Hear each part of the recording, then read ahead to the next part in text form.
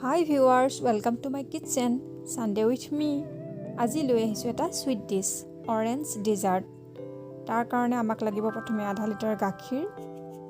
গাখীৰখিনি মই পগাই লম আৰু পগাই প্ৰায় ইয়াৰ আধা কৰি দিম।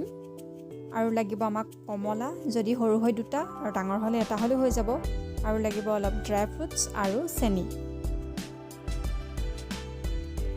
একদমে এটা সিম্পল সোৱাদযুক্ত ৰেচিপি। এতিয়া কমলাৰ সিজন। এতিয়া মই ইয়াতে দিছোঁ এটা ইলাইচিটো অপচনেল, জাষ্ট গোন্ধটোৰ কাৰণে দিছোঁ। আৰু গাখীৰখিনি উতলি আধা হোৱাৰ পিছত মই ইয়াতে দিলোঁ চেনি সোৱাদ অনুযায়ী দিব।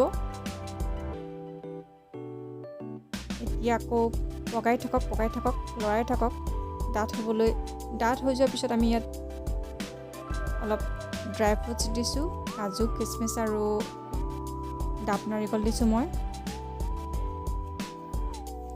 ভিডিঅ'টো চাই থাকি কেনেকুৱা পালে জনাব ৰেচিপিটো, আৰু চেনেলটো ছাবস্ক্ৰাইব কৰিবলৈ নিশ্চয় নাপাহৰিব।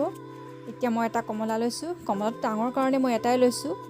এতিয়া কমলাৰ গুটিখিনি এৰুৱাই বাকলিখিনি অলপ এৰুৱাই মানে জিনখিনি উলিয়াই ল'ব।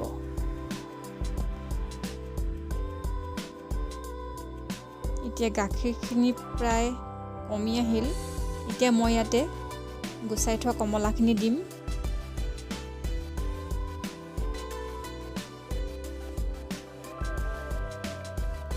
আৰু অলপ সময় লৰাই থাকি গেছ অফ কৰি দিব।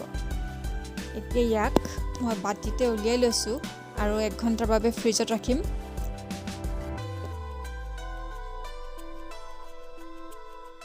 এতিয়া ফ্ৰিজত 1 ঘণ্টা ৰাখিম, তাৰপাছত এইটো খাবলৈ ৰেডি হৈ যাব।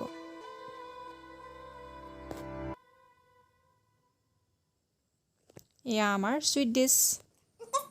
কিমান টেষ্টি, ফুল টেষ্টি অৰেঞ্জ ডেজাৰ্ট। ৰসমলাই খালে, ৰসমলাই